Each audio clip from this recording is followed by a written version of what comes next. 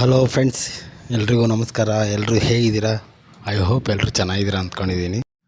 ನಾವಿವತ್ತು ಪ್ರಸಿದ್ಧವಾದಂತಹ ಶ್ರವಣಬೆಳಗೊಳದ ಚಂದ್ರಗಿರಿ ಬೆಟ್ಟದ ಹತ್ರ ಇದ್ದೀವಿ. ಚಂದ್ರಗಿರಿ ಬೆಟ್ಟದ ಹಿನ್ನೆಲೆ ಏನು ಮತ್ತು ಇದರ ವೈಶಿಷ್ಟ್ಯತೆ ಏನು ಅನ್ನೋದು ಈ ವಿಡಿಯೋದಲ್ಲಿ ನಿಮಗೆ ತಿಳಿಸ್ಕೊಡ್ತೀನಿ. ಅದಕ್ಕೂ ಮುಂಚೆ ಯಾರಾದರೂ ಮೊದಲ ಬಾರಿಗೆ ನಮ್ಮ ಚಾನಲ್ಗೆ ಭೇಟಿ ನೀಡ್ತೀರಾ, ದಯವಿಟ್ಟು ನಮ್ಮ ಚಾನಲ್ನ ಸಬ್ಸ್ಕ್ರೈಬ್ ಆಗಿ ಹಾಗೂ ಈ ವಿಡಿಯೋಗೊಂದು ಲೈಕ್ ಕೊಡಿ.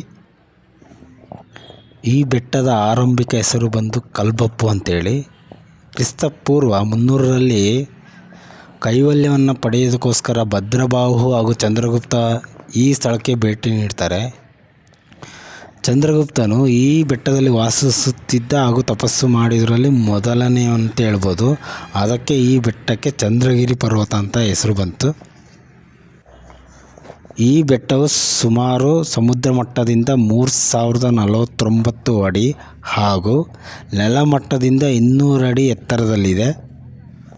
ಇದು ಫುಲ್ಲು ಗ್ರಾನೈಟ್ ಬಂಡೆಯ ವಿಶಾಲವಾದ ವಿಸ್ತಾರವನ್ನು ನೀವು ನೋಡ್ಬೋದು. ಇದೆಲ್ಲ ನಾವು ಹತ್ತುತ್ತಿರೋ ಬೆಟ್ಟ ಎಲ್ಲ ಗ್ರಾನೈಟಿಂದ ಕೂಡಿರ್ತಕ್ಕಂಥದ್ದು.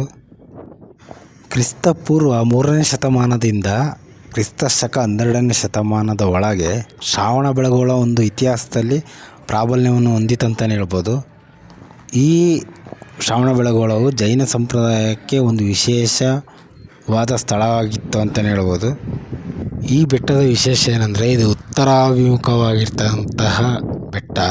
ಇದಕ್ಕೆ ವಿರುದ್ಧವಾಗಿ ದಕ್ಷಿಣಾಭಿಮುಖವಾಗಿರ್ತಕ್ಕಂಥ ವಿಂಧ್ಯಗಿರಿ ಬೆಟ್ಟವನ್ನು ನೀವು ಇಲ್ಲಿ ನೋಡ್ಬೋದು. ಇಲ್ಲಿ ಒಟ್ಟಾರೆ 14 ಬಸದಿಗಳನ್ನು ನಾವು ಕಾಣ್ಬೋದು. ಬನ್ನಿ ಒಂದೊಂದೇ ಬಸದಿಗಳನ್ನು ನಾವು ನೋಡ್ತಾ ಹೋಗೋಣ. ಇದು ಪ್ರವೇಶ ದ್ವಾರ ಅಂದರೆ ಎಂಟ್ರೆನ್ಸ್. ಮೊದಲಿಗೆ ನಮಗೆ ಸಿಗ್ತಕ್ಕಂಥದ್ದು ಮಾನಸ್ತಂಭ. ಇದು ಮಾರಸಿಂಹನ ಕಾಲದಲ್ಲಿ ನಿರ್ಮಾಣವಾಗಿದ್ದು, ಅಂದರೆ ಗಂಗರ ಕಾಲದ ಮಾರಸಿಂಹನ ಕಾಲದಲ್ಲಿ ನಿರ್ಮಾಣವಾದಂತಹ ಮಾನಸ್ತಂಭ ಇದು.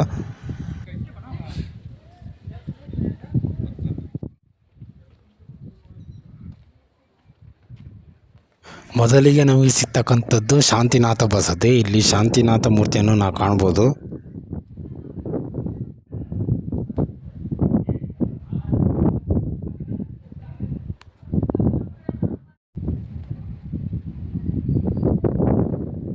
ಇದು ಚಾವುಂಡರಾಯನ ಶಾಸನಗಳಿವು.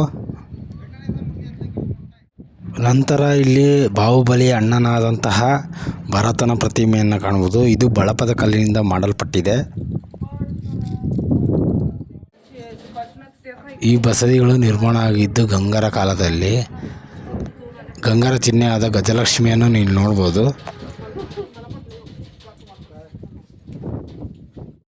ಇದು ಸುಪಾರ್ಶ್ವನಾಥ ಮೂರ್ತಿ ನೀವು ನೋಡ್ಬೋದು ಇಲ್ಲಿ.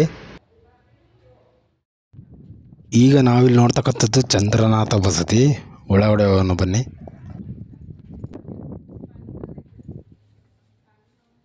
ಈ ಮಹಾಮಂಟಪಗಳು ಸಹ ಗಂಗರ ಕಾಲದಲ್ಲಿ ನಿರ್ಮಾಣವಾದದ್ದು.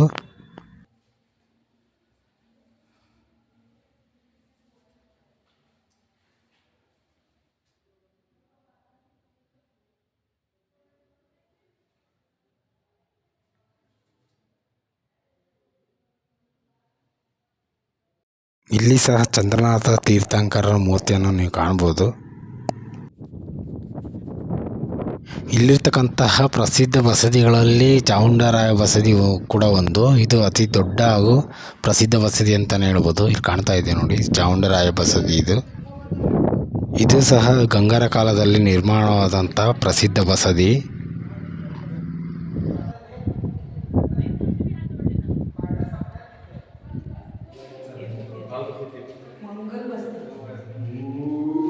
ಚಾವುಂಡರಾಯ ಬಸ್ತಿಯಲ್ಲಿರ್ತಕ್ಕಂಥದ್ದು ನೇಮಿನಾಥ ಮೂರ್ತಿ.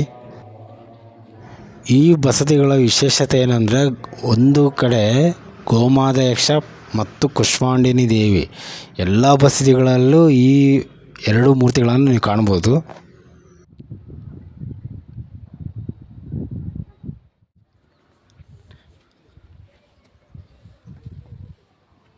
ಈ ಮಹಾಮಂಟಪಗಳು ಸಹ ಗಂಗರ ಕಾಲದಲ್ಲಿ ನಿರ್ಮಾಣವಾದದ್ದು. ಇಲ್ಲಿರ್ತಕ್ಕಂಥದ್ದು ಆದಿನಾಥ ಮೂರ್ತಿ ನೀವು ನೋಡ್ಬೋದು.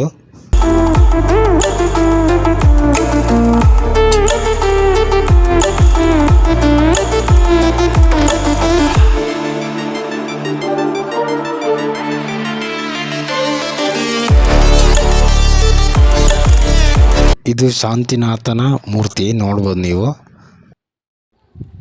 ಇದೊಂದು ಜೈನ ಬಸದಿ, ಇಲ್ಲಿ ನೋಡ್ಬೋದು ನೀವು.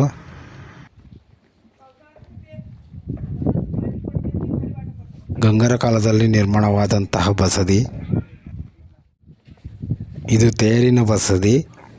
ಇಲ್ಲಿರ್ತಕ್ಕಂಥದ್ದು ಬಾಹುಬಲಿ.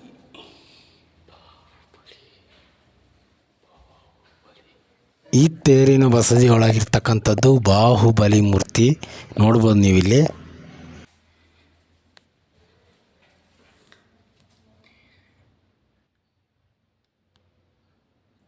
ನೋಡ್ಬೋದು ನೀವು ಗೋಮೇಧ್ಯಕ್ಷ ಮತ್ತು ಕುಷ್ಮಾಂಡಿನಿ ದೇವಿ ಮಧ್ಯದಲ್ಲಿ ಕೊನೆ ಶಾಂತಿನಾಥನ ಮೂರ್ತಿ ಇದು.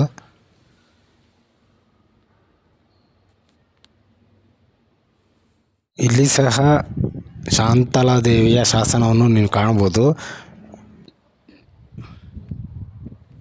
ಇದು ಮತ್ತೊಂದು ಬಸದಿ, ಇದು ಆದಿನಾಥ ಬಸದಿ. ಇಲ್ಲಿ ಸಹ ಆದಿನಾಥ ಮೂರ್ತಿಯನ್ನು ನೀವು ಕಾಣ್ಬೋದು.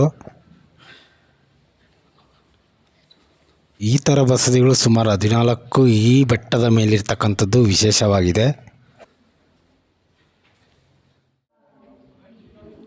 ಕಾಲದಲ್ಲಿ ನಿರ್ಮಾಣವಾದಂತಹ ಬಸದಿ.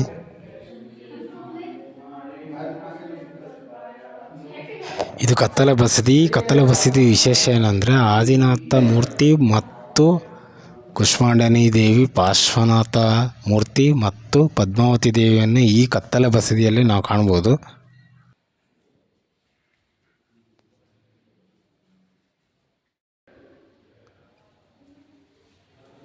ಇದು ಆದಿನಾಥ ತೀರ್ಥಂಕರರ ಮೂರ್ತಿ. ಇಲ್ಲಿ ಕೈವಲ್ಯನಿರತರಾದಂತಹ ಭದ್ರಬಾಹು ಮತ್ತು ಚಂದ್ರಗುಪ್ತನ ಶಾಸನಗಳಿವೆ, ಇಲ್ಲಿ ಕಾಣ್ಬೋದು ನೀವು.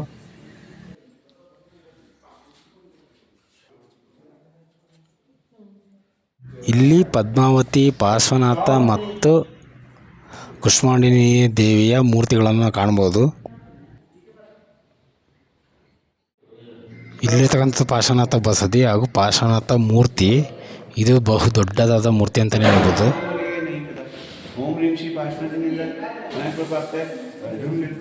ಚಂದ್ರಗುಪ್ತನ ಗುರು ಆದಂತಹ ಭದ್ರಬಾಹುವಿನ ಗುಹೆ ಮತ್ತು ಚರಣದ ಕಡೆಗೆ ನಾವಿವಾಗ ಹೋಗೋಣ, ತೋರಿಸ್ತೀನಿ ಬನ್ನಿ. ಚಂದ್ರಗುಪ್ತನ ಗುರುವಾದಂತಹ ಭದ್ರಬಾಹುವಿನ ಚರಣ ಮತ್ತು ಗುಹೆ ನೋಡಿ, ಇಲ್ಲಿ ನೋಡ್ಬೋದು ನಾವು.